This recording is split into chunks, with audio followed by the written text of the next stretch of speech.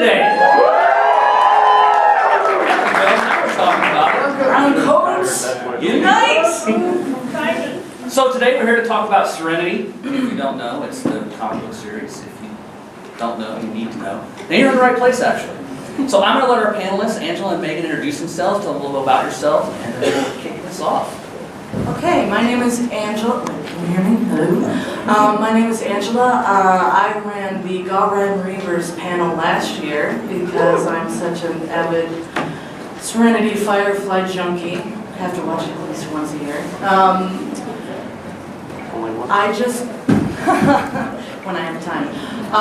I just love this series. I love the comics, and I can't wait to start talking about them. Megan? Hi.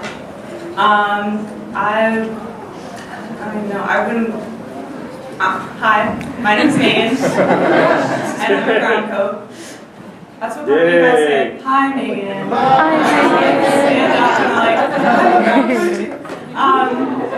up and I love Firefly and Serenity for years, and actually my sister dressed up as the ship last year, so I got to say, my sister's a ship, we have an interesting childhood, or whatever the exact quote was. I knew it better last year. But, yeah, what were you going to ask? Just to be certain, has everybody read some of the comics? Any of the comics? None of it. None of it. So if you want some background, this is... Well, first I heard about it. Little background? Okay. Is that right? Absolutely. All right. I just got to check with the big man. So, okay. There was 10 installments of Serenity. So it was after Firefly went off the air. There was about 3 installments of Serenity before the movie showed up, and then just made us all giddy again. So there's about 10 installments of Serenity, Firefly, where we get to see a lot of backstory, things that Joss really didn't get to go into further storylines. There was things like Shepherd Book's story, which goes into real big detail. Like he has his own book. And it's volume 3 of all of these comics, and it really goes into his backstory. We find out a little bit more about the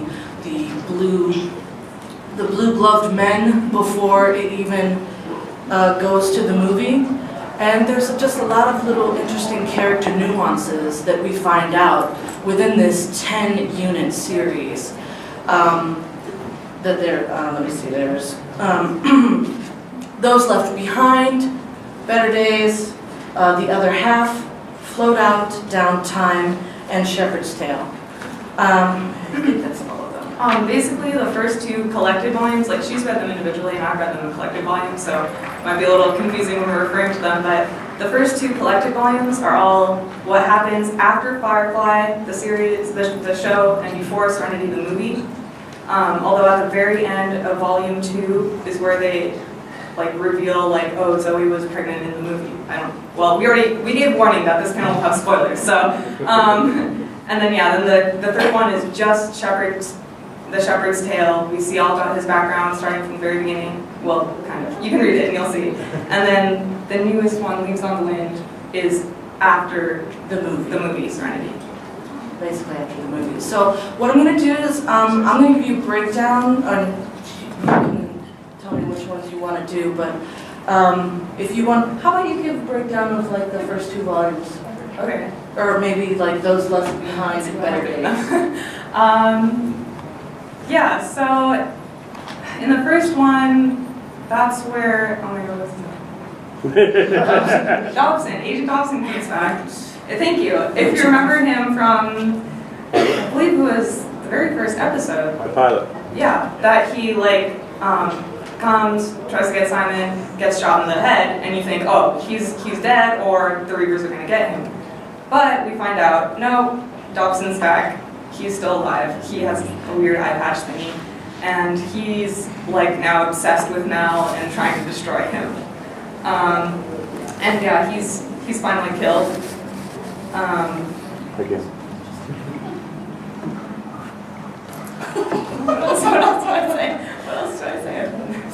Okay, so basically, yes, He's obsessed. like he's obsessed and he has this whole revenge plot for getting Mal and killing him and like, well, first making him suffer and then killing him. So that's usually Better Day. That's those Left Behind, and then Better Days. Sorry. You go. Okay, Better Days is when they find a whole ton of money. They do a job and they said, hey, I can't pay you, but here's some coordinates where we can give you some money. And it was a reported shipment of money that was fought over and everybody just sort of perished, so it's just been stuck there in a monk sanctuary. And so they find the money and then they realize that it's more than they bargained for. They could pretty much retire from Serenity and not do any more sort of pillaging and taking all these odd jobs in order to survive. And so the book goes through the different characters of what they would do with the money, what their plans would be, and so forth.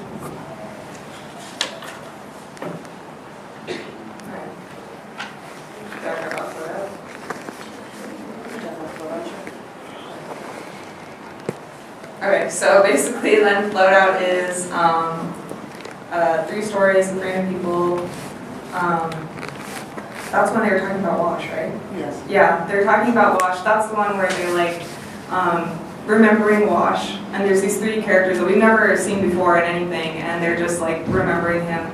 Now he's died and his effect on people basically, which, you know, kind of like really speaks to the readers, because I'm pretty sure everybody loves Wash. Like, is there anyone who doesn't like Wash? Because we need to know. There's also sporting that mustache you mentioned. Yes. Yeah. That particular episode was actually written by Patton Oswalt, who is a huge Serenity and Firefly fan. So he really wanted to give justice to Wash and really go into.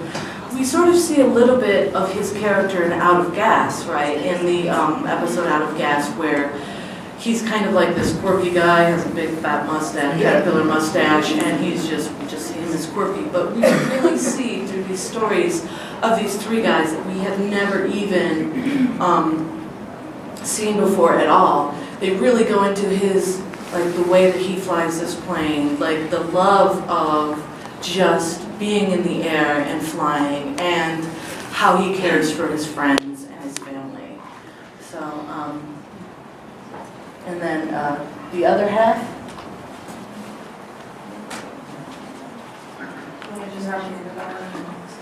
No, the other half is before that. But the other half is talking about, I'm just giving you these basic breakdowns so that you know exactly what Leaves on the Wind, which is the newest one, is going to go into. But the other half is, we see River sort of using her powers, her mental abilities, to really solidify herself in the Firefly crew, and that's when Mal sort of ends up trusting her a little bit. So,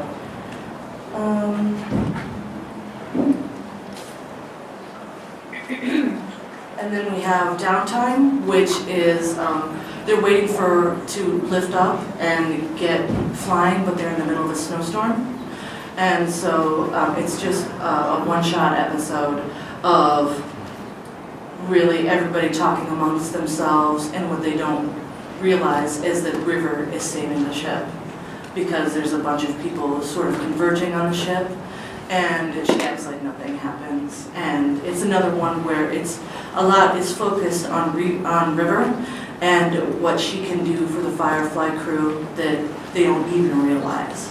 And the last one is The Shepherd's Tale, which I said as before, we went into the backstory of Shepherd books and like really the anthology of where he came from as opposed to where he is now.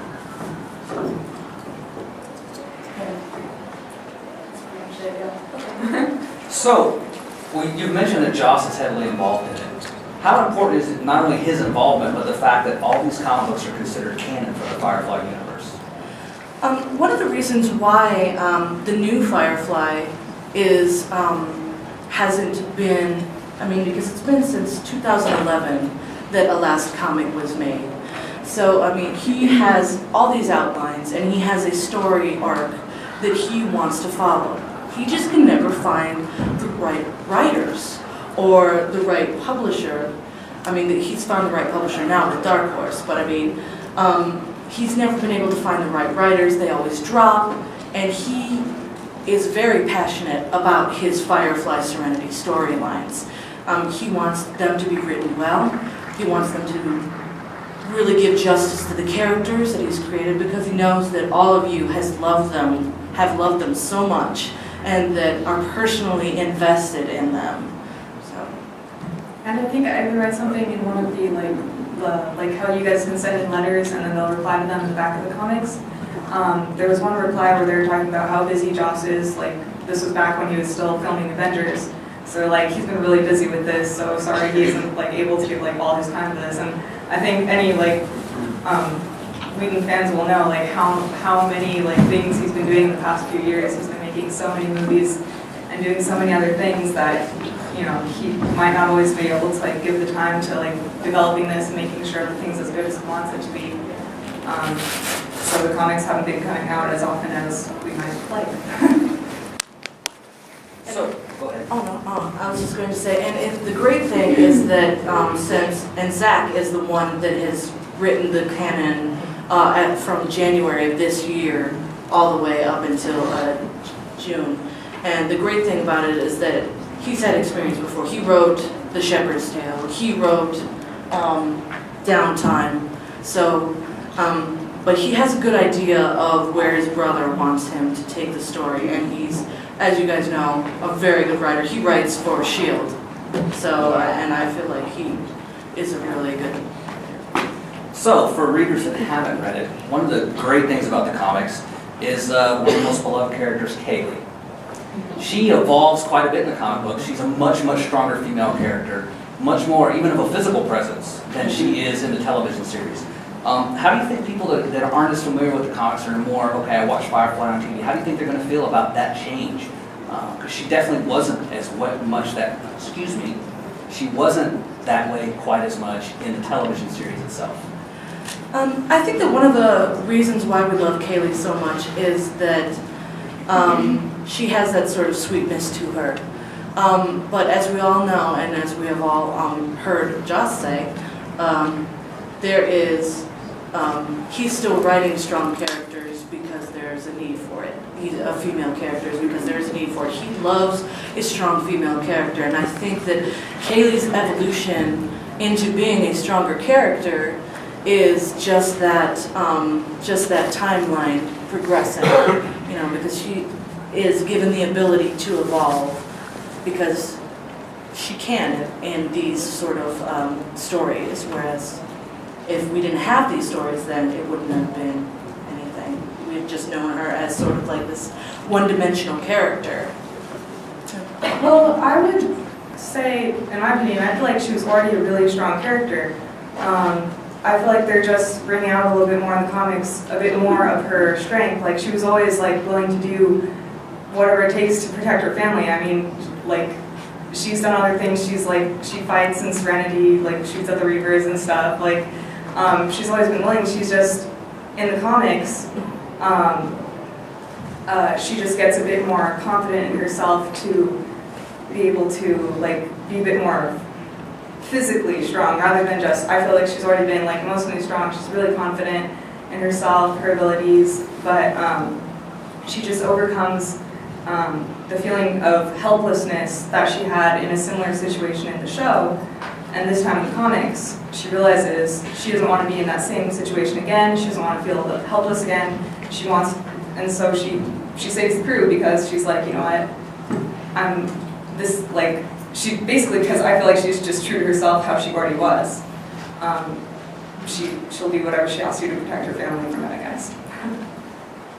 All right, well, let's slow down. Does the audience have any questions for our panel? Let's go start back here in the back, please. For the storylines, is there anything that goes back into like the ground orders or anything like that? Because I just know the TV show. Can you? Well, the question was, is there anything within the comics that goes into the Brown Coat Wars at all? Not specifically. There is an allusion to when the war ended between the Alliance and the Browncoats, that there is a sort of separate mini war, and the people that arise from this sort of revolution, that they just don't want it to die, they're called Dust Devils. So, and it goes a little through the story on who basically led that mini revolution. Yeah. So, And there are like a few like there's not really like a whole like big background about it, but they're like, you know, I mean, it's still like a huge deal for a lot of these characters. So they do have like different references to it. They kind of like will mention different scenes, there's one that has like, it goes back into like one of the battles, like this was one of the worst battles in all of the war, and are you talking about Sturgis?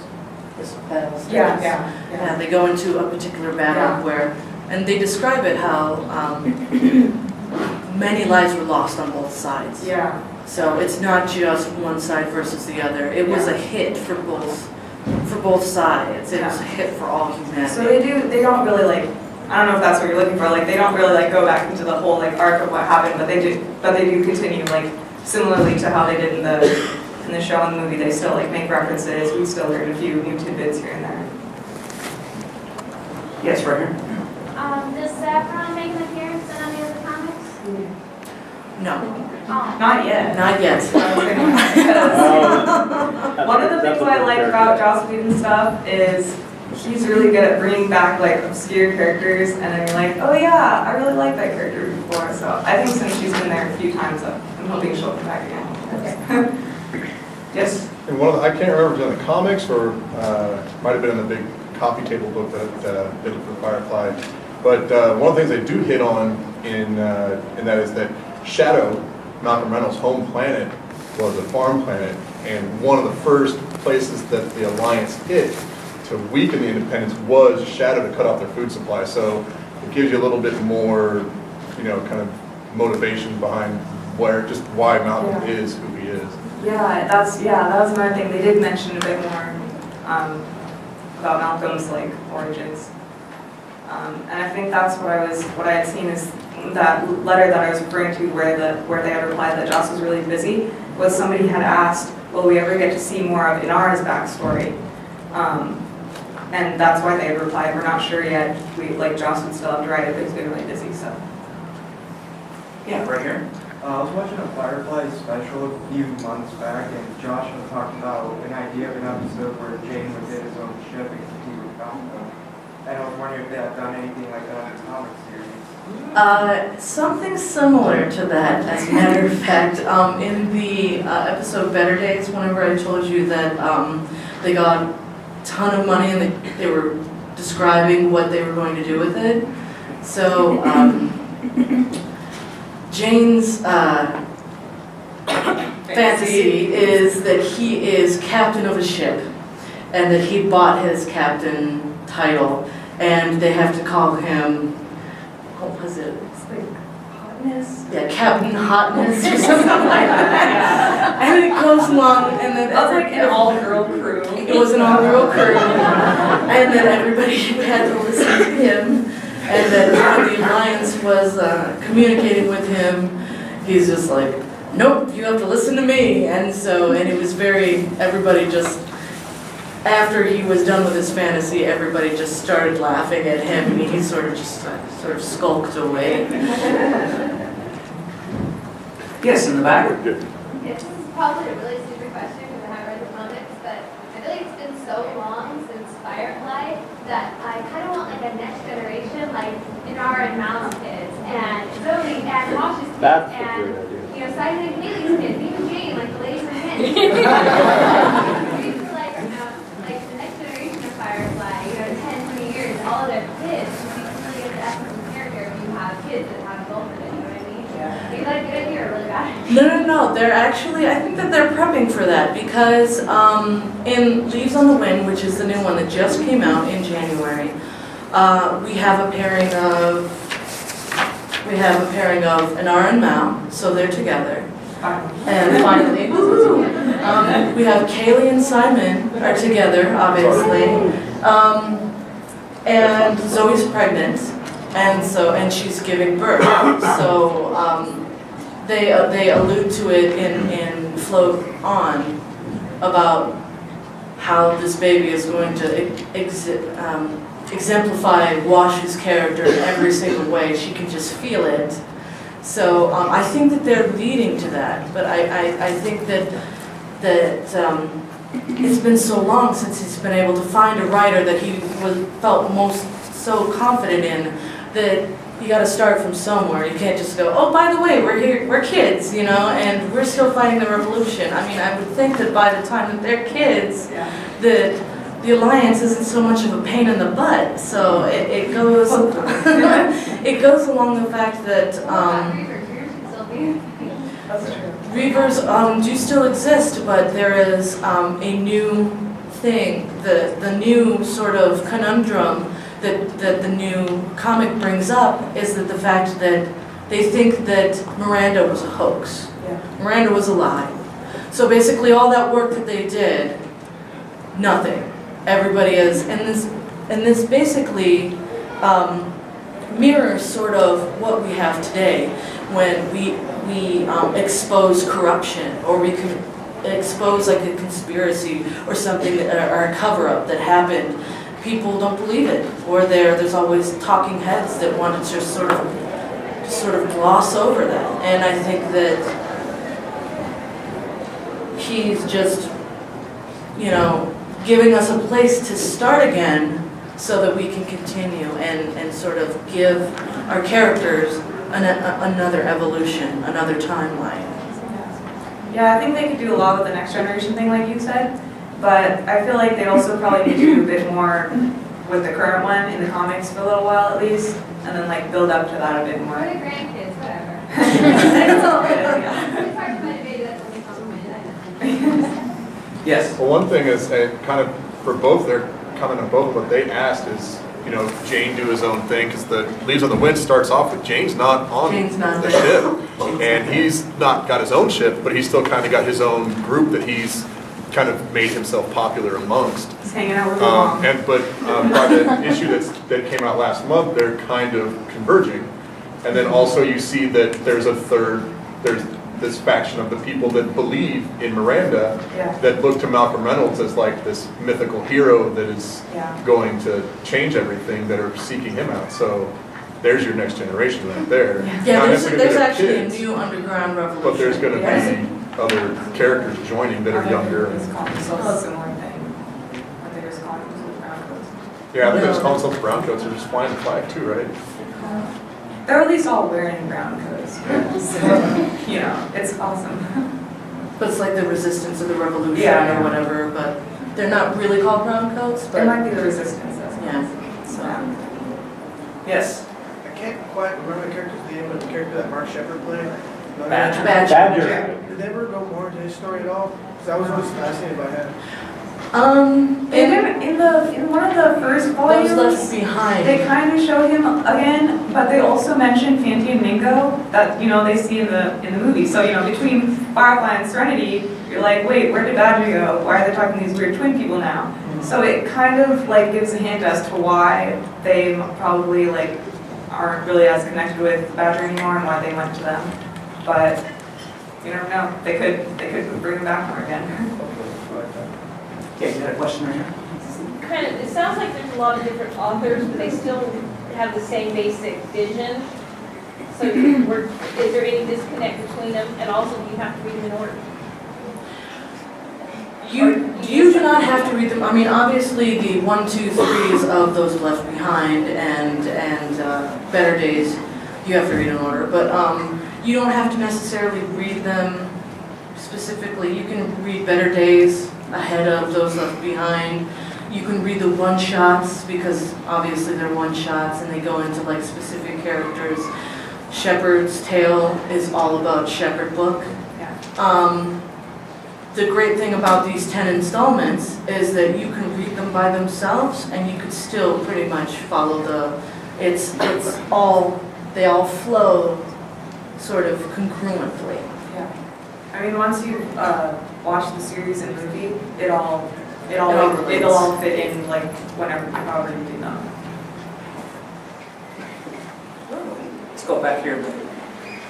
So just a comment and a question, but the comment is, if any of you have thought about looking at them, but haven't yet picked them up, it would be, it's a good idea overall. The dialogue is fairly similar to the movie and the, Yes. and the TV show. The art can sometimes go back and forth, but you can usually pick out who that person is, obviously. But the plots are amazing, and they fit just like an episode. So I would definitely suggest that you're doing this. Yeah, Dark Horse is right downstairs, and they are awesome people. They are. The question I have, The Shepherd's Tale, her book, its timeline doesn't match the Firefly canon timeline, when this is also canon. So my question is, do you think that, okay, so Shepherd's Tale, it's him telling this little boy, prior to Haven being destroyed in Serenity, the story of where he comes from. And there's a couple different discussions on the thought, but do you think he's changing his story as he's telling the story to the little boy, and that's why the lines don't line up with some of the other comic books and also the movie? I'm not sure he was telling the little boy. At least I Or could maybe be. he's picturing. Yeah, because I could be wrong, but I believe it was like he just kind of mentioned to the boy like, oh, life is like a chain of events or something that sounds like way cooler. And then we But get into Shane. yeah, and then the attack happens, and then after while he's like laying there kind of dying, then they like show. So it seemed to me like it was a bit more like he was having a flashback at that time. So it might be, but yeah, you're like if he was telling it to the boy, then he could have like.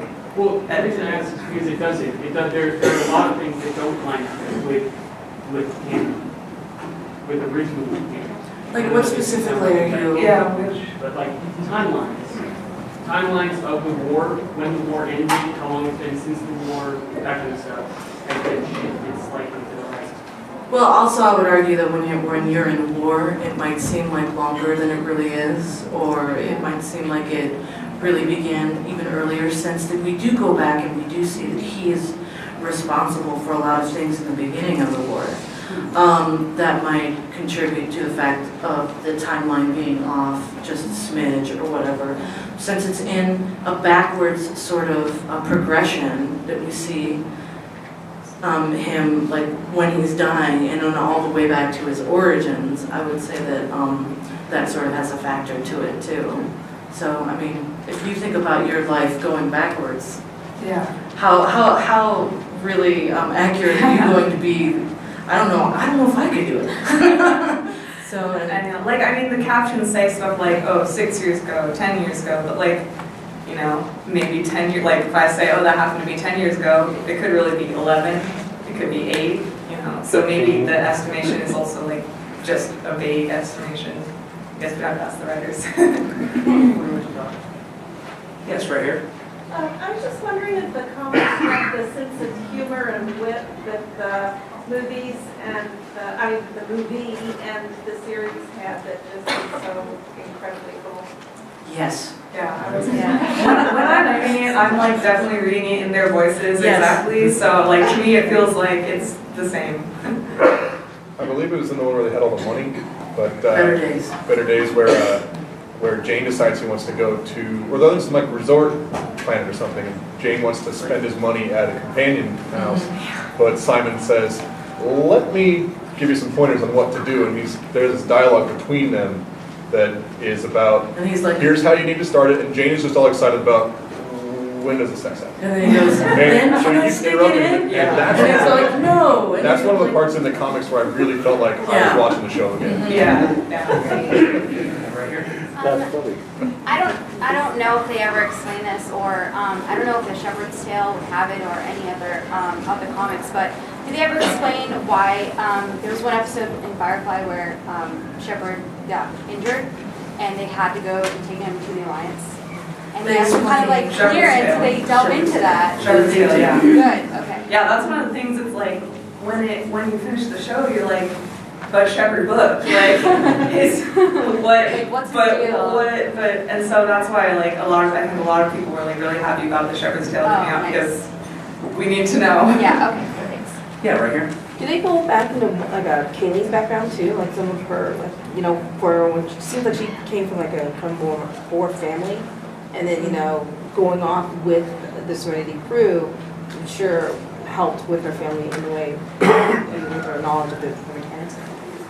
The only thing that they really they mention her briefly in Better Days again, when she's talking about her fantasy. Her fantasy is that she wants to own this really huge mega store mechanic place, and it's talking about how she's going to have every part of everything, and she's never going to be wanting for any parts, and that really sort of references both her sort of blue collarness, because it's for her and her father. Yeah, she mentions it. But also the fact that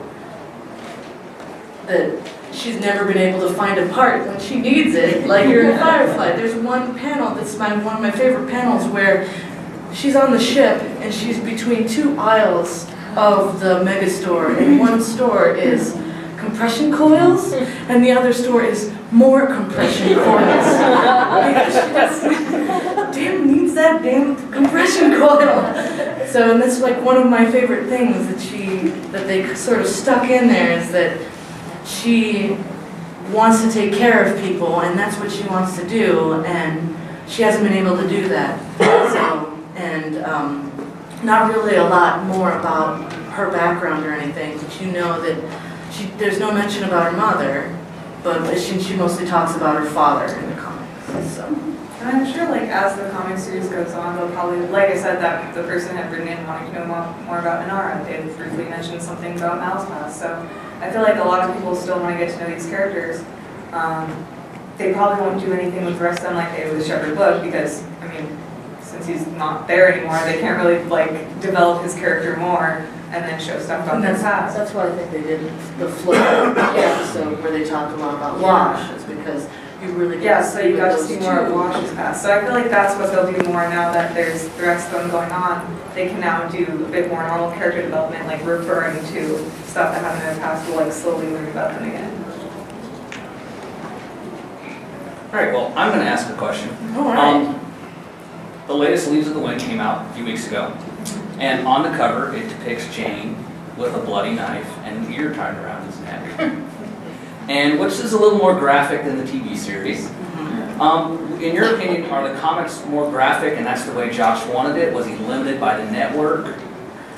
I think, in my personal opinion, and you can just back me up on it or whatever, is that we are getting into more graphic material with shows like The Walking Dead, where how many zombies did you kill? You can wear their ears around the neck. I think I remember an episode where one of them did that. And we're seeing more of a sort of gritty television. I think that people are actually ready for that, ready to see something where we see that graphicness and then we see the consequences, or that we see sort of like a character development, or how he can just cut himself off personality-wise from humanity to where he can wear a severed ear around your neck. I just think, and also Dark Horse has a lot of darker comics where you see more of that. They're known for that. Yeah, when you see more of that, well, this is going to be real. This is going to be edgy and gritty, and you're gonna want to go, whoa, and then you're gonna want to, hug a teddy bear or something. And Jane did say he wanted to get himself an ear. He did in the pilot. I remember that. I was going to get myself an ear. Yeah. Gave it right up. I feel like it kind of makes sense, because if you think about it, like, I think one part of the thing about the TV show was it's on TV, so there are certain limitations.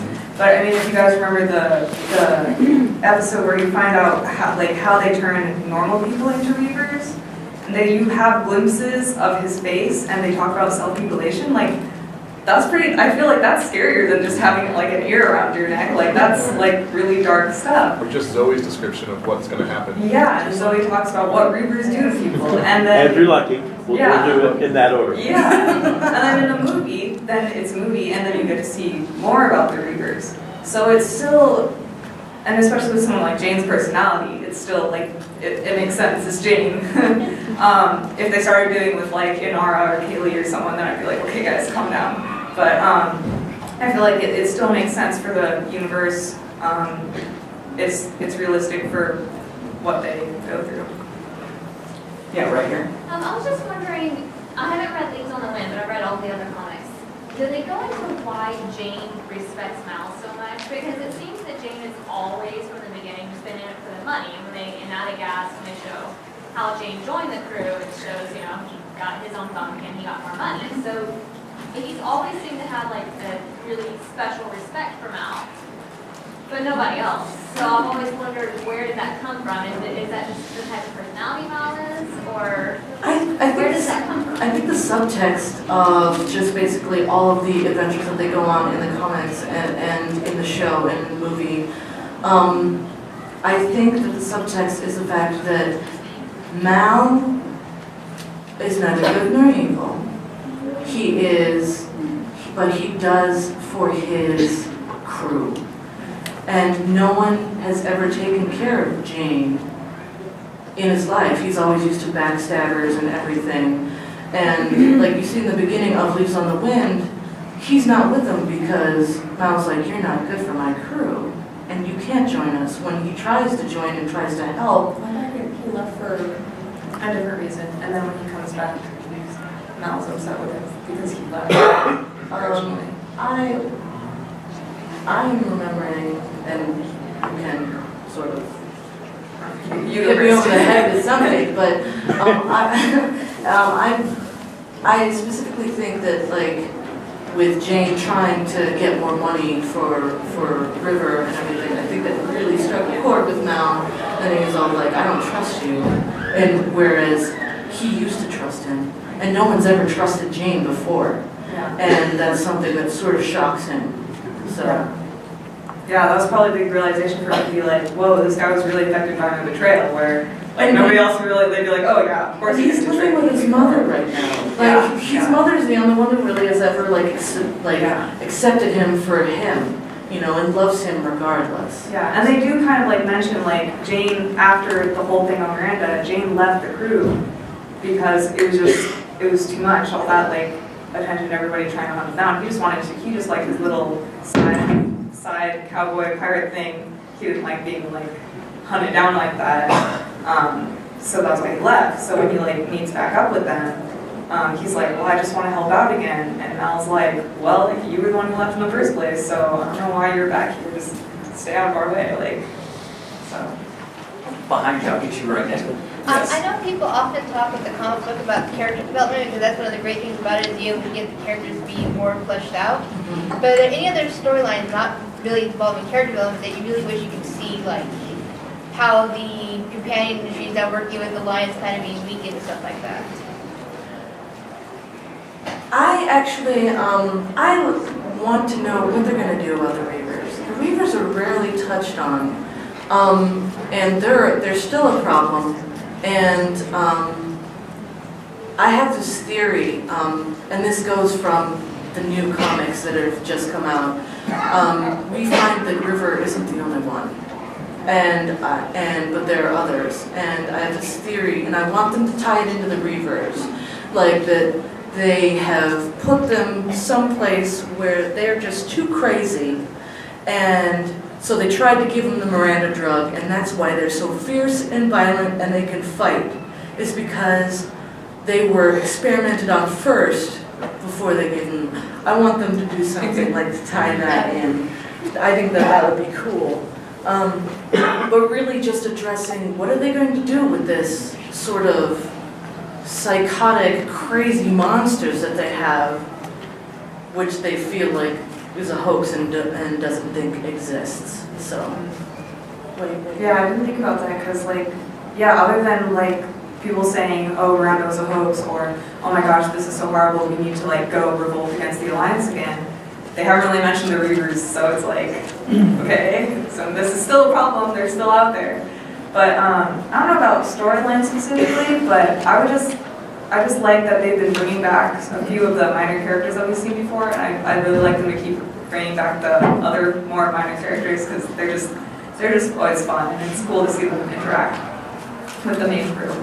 Yeah, right here. I think that, in response to young Kaylee's question earlier about Malcolm and what does Jane see in Malcolm, I think really it's more what we don't, because what we expect from Jane is for him to be violent, to wear an ear around his neck.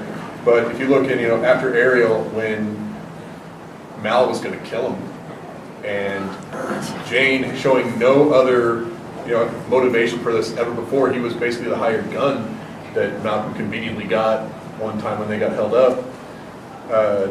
Jane accepted he was going to die, and the first thing that came to his mind was, don't tell them. Yeah. Don't tell them why you're doing this. So there's more to Jane than not what Jane sees in Malcolm, but what Malcolm knows and sees in Jane, and what Jane will eventually reveal about himself.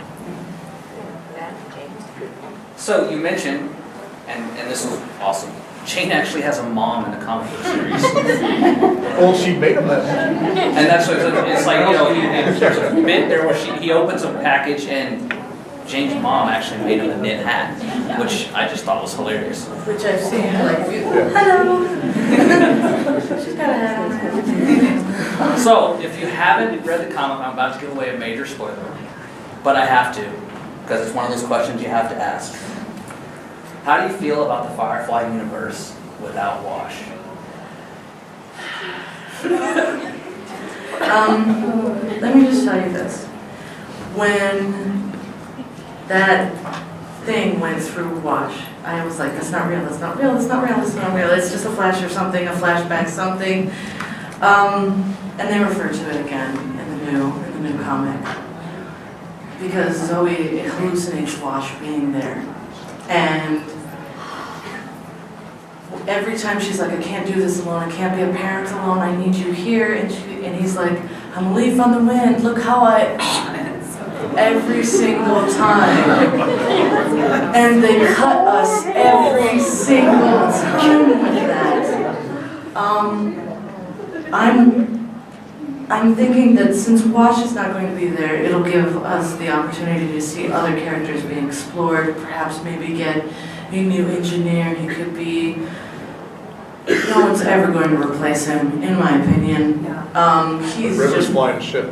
yeah, River's flying a ship. That has been interesting to see how the rest of them have to step up to The dinosaurs. okay, so Wash is not stayed. there, so now River needs to fly the ship. Okay, what if River's knocked out, then Mal has to fly the ship. It's like, it's... So the whole crew is kind of helping Zoe raise their child.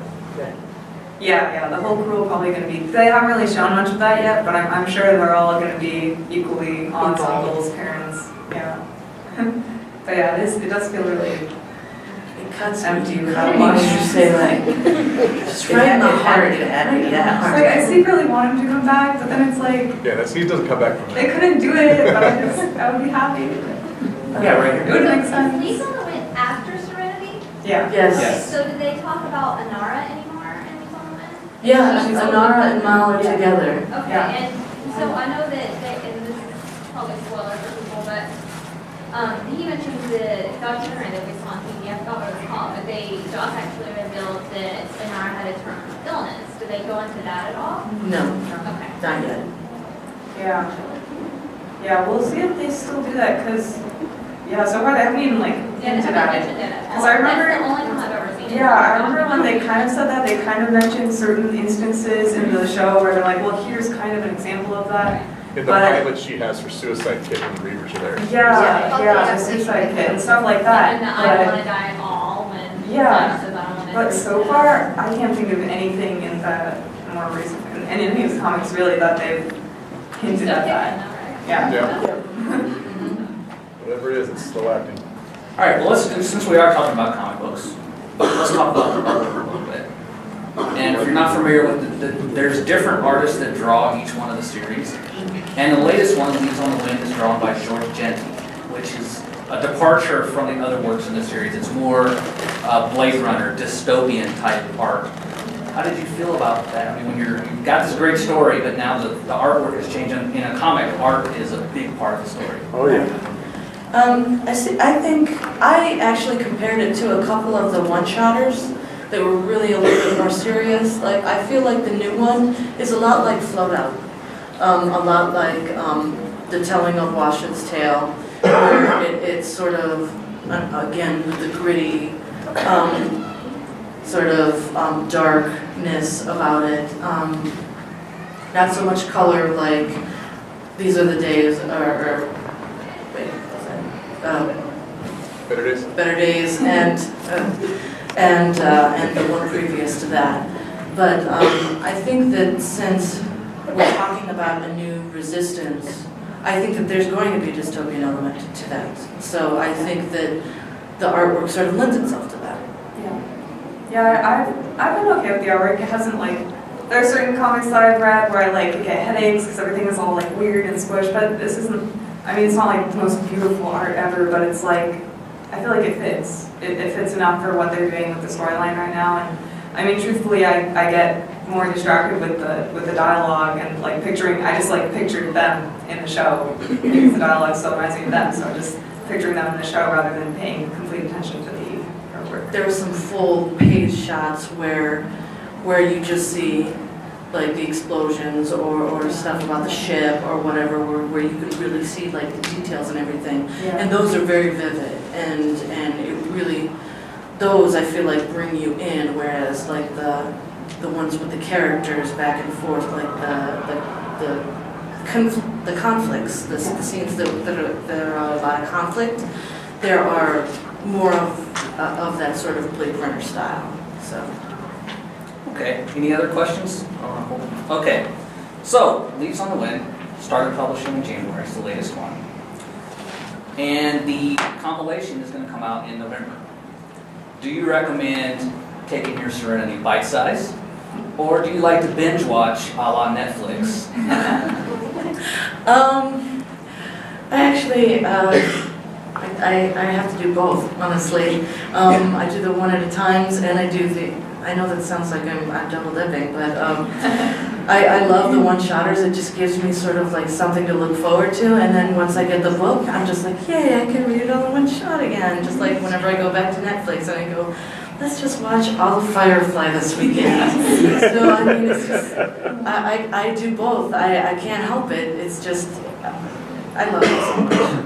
Yeah, I pretty much feel the same. I've really only read them in the compilations just because I haven't been able to buy them individually the past few ones. But if I could, I would feel the same. I want to be able to read it as it comes out and be excited for each new one that's coming out, even though it's kind of hard to wait sometimes. But I also like being able to read it all together. In preparation for this panel, I just read all 3 volumes plus the Leaves on the Wind, and it's just oh, it's so cool.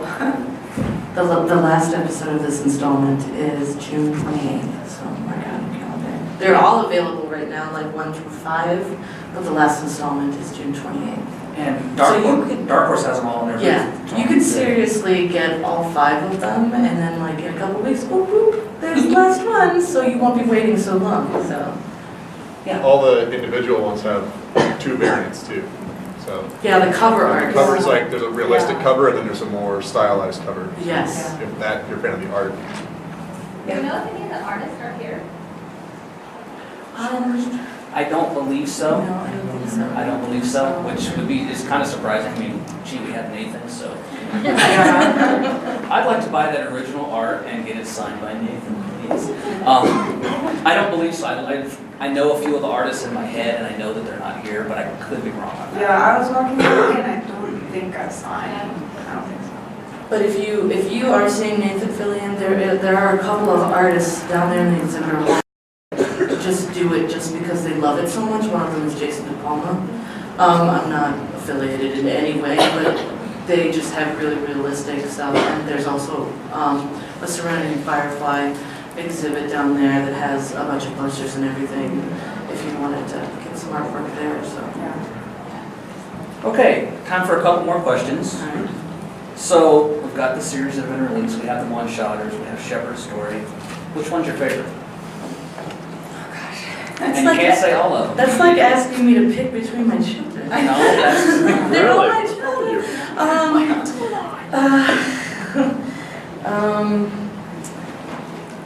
Okay, Okay, can I get, like, let me think about it, you go. Oh, okay, no pressure.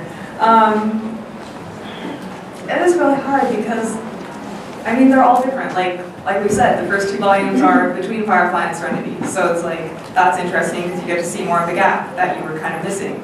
And Shepherd's Tale is awesome because you get to see that background that you've been waiting for. And then now the new one is awesome because you get to see more after Serenity. But I guess if I had to pick a favorite, maybe Shepherd's Tale, just because I'm like waiting so much just to know like what, like it's so cool and mysterious. And I feel like it wasn't a letdown. So I was like really glad that I felt like it answered questions that I wanted to know. His name is not Daryl Book. I just want to tell you that. It's Henry Evans. It's Henry Evans. I'm just saying. Anyways. Shepherd's Tale is a good thing, but I think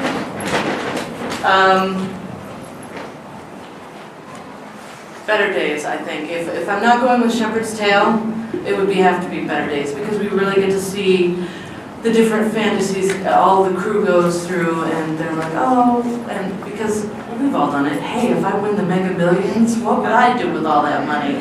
And so we kind of see everybody's fantasy, like what would you do with it? And it's really great because everybody asks Shepherd, they're like, what would you do with it?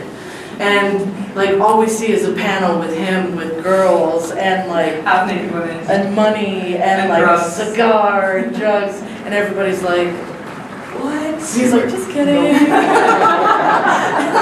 I was just kidding. Plus, Watch is still there, so that's a plus. Yeah. Okay, so I want to address as my final question. Okay. One of the criticisms of the comics that have been out there from a lot of reviewers, it's been said that the comics don't do justice for the uninitiated. I.e., if you've never seen Firefly, picking one up, you don't know these characters. It doesn't do enough with the backstory, like a traditional comic might. What are your thoughts on that? Yeah, like, first of all, I'm happy you watched it. Yeah, no, but that's what I agree, like, if I just, like, picked it up and started reading, I'd be like, I don't know what's going on, like, who are these people, like, I don't know, but the thing is it would also get me, like, what is going on? I want to know more about this, let's go look it up. Oh, When you find out that it goes out, then you go watch the show, let's and go watch then the you're in. show. Now it's like, okay, I'm grabbing coat. The new one at least, the new one at least, Leaves on the Wind, their first page, once you turn like all the awesome artwork in the front, they say, you know, this is part of an alliance, this is what happened, they lost their crew, they go through like a little bit of it, and they say it's based on, you know, a show or whatever, which is good, because they are sort of rectifying what they did what they didn't do previously. I still think that you can read all of these sort of by themselves and they're fine.